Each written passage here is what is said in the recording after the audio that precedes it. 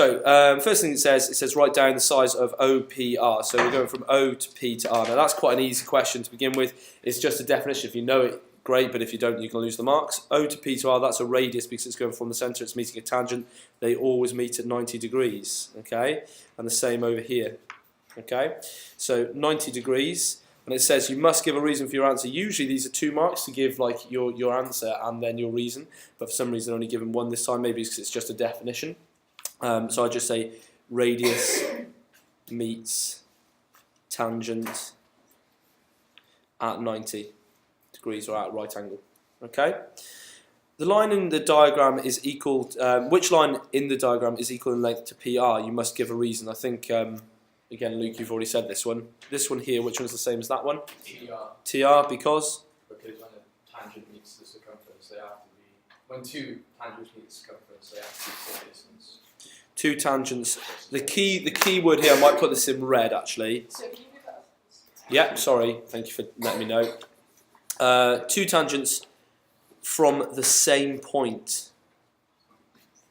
That's the key little bit of literacy they're looking for there. From the same point are equal in length. Okay, so that means we're going to have like a kite in the triangle here because that is a radius there and so is that. Okay. And then it says, given that PRT is 42, find the size of PST.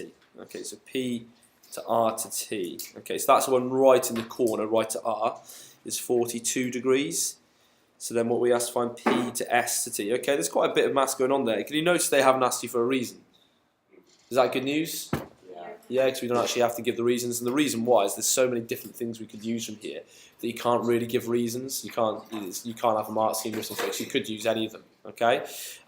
Any ideas how we could find it? I put in the 42.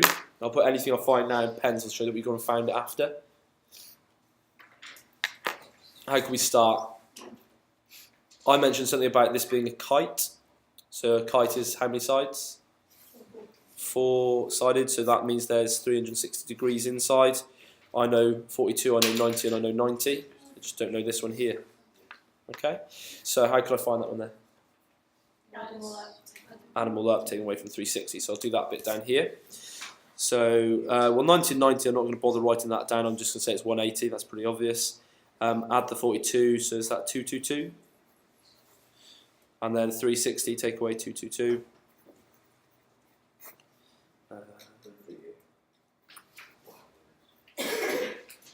138, yeah? So the one here is 138, but that's not found what I needed it to find, but it's pretty much done all the hard work for me. Nathan, any ideas? That is half. Fantastic. It's either going to be times 2 or half it. Choose a bit of logic. Does it look like it's twice as big? No, it does look like it's half as big. Well done. So I just need to do 138 divided by 2. 140 divided by 2. 70, so it's going to be pretty close to 70. Very good. Okay, so just use a bit of logic and stuff like that. 1 through 8 is really, really easy to mess up on a non-calculated paper. So then finally, PST, 69 degrees.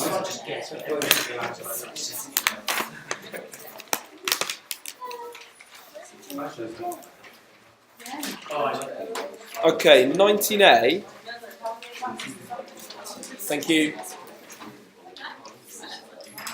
Still waiting. Okay, 19A is very, very easy providing you do your setup right. If you mess your setup, then you'll get it all wrong. It's too hard to do. It's only 2 marks. Very, very standard question. Sometimes you'll see that there's 2 dots above the heads. You might see that there's 3 dots, and if they wrote that, like it's not saying that, but if it wrote something like this, 0.37, and it had a dot there and a dot there, what would that mean? Excellent, including the number in the middle. Okay, so it's not just the 4 and the 7, it includes that number in the middle, but it's just something that's aside there that I just wanted to talk to you about. Okay, so what you do is you leave a couple of lines and you state what that fraction is. That is 0.08, and it's the 8 that's repeating. Okay, now what we do is we call that x equals. Now the reason why I left a line above it was because I'm going to write something in that line above. If there's only one dot on its top numbers, you times by 10. If it was 2 dots, you times by 100, and if it's 3 dots, by 1,000. Okay, so we've only got 1 dot, so we only times it by 10. So x times 10 becomes 10x. You must line up the equals, and you must line up that decimal point. That's the key to this. Okay, if you do that bit, the rest of it's easy. Times by 10 just shifts everything along one place. So that 0, it becomes 0, 0, so I can just write that once. And then that 8 is going to become here, isn't it? Then it's just 8s following it. Okay? Any idea what to do from here? Good, take them away. So I've got 10x take away x, which is 9x. And then from here, the whole idea of these things is that you're going to get loads of them to cancel. So you end up getting here 0.8 take away, that is just 8, isn't it? But it's 0.8. Okay, all good? So x equals 0.8 over 9. Now this is an issue if I leave it like that. Can anyone tell me why it's an issue? Decimals and fractions don't work, so let's just times top and bottom by the same number. It could be, if it's like 0.5, you could just times by 2. But if you times by 10 or times by 100 or times by 1,000, then you're always going to get rid of it. It doesn't say anywhere, write it as a fraction in simplest form, so you can get away with just doing that. Okay? I think that's quite a nice 2 marks to come up. It's very, very repetitive. It's if you know the method, it's easy, and if you don't, then you won't get the marks. 2 key bits to this that you've got to know. You've got to know that when you've got a minus power, it means 1 over. Good. Now for the moment, I'm going to just write that as 1 over 16 to the half. Okay? Then it would be 1 over the square root of 16. I overheard someone say that before, and the square root of 16 is 4, so it's 1/4. Wow. All good? Evaluate root 20 minus root 5 squared and state your answer is rational or irrational. So my class, we've done loads of these recently, so I would have thought pretty good at that. So quadratic meaning? Good, put it into FOIL, very good. Now some people will maybe try and cancel down that root 20 minus root 5 first and say, hang on, doesn't 4 go into 20? Isn't that a square number that goes into it? It's up to you. You can do that now. You can just leave it and then sort of worry about that after. In some respects, doing this stage first is better because you'll definitely get a mark for writing it by itself and then times that out.